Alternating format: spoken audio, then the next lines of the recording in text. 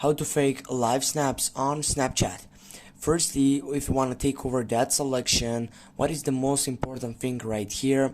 It is by clicking on that selection and taking photos which are so much important for it. You can simply download it from wherever you want, and then simply what you can do, you can take it over from here from your gallery and going to your camera roll, or simply if you have it on your stories you can get it and take it from there.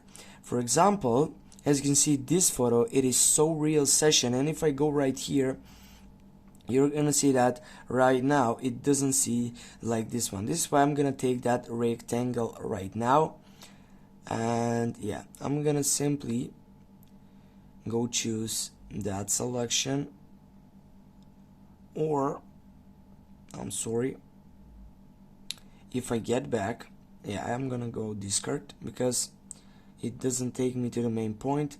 For example, if I go with this one, and if I want simply to take over that selection, I'm gonna edit that Snapchat, and I'm gonna be available to add from here more effect sections, and then simply I'm gonna add it whatever I want. I'm gonna send it on which side I want, and then everything will be done.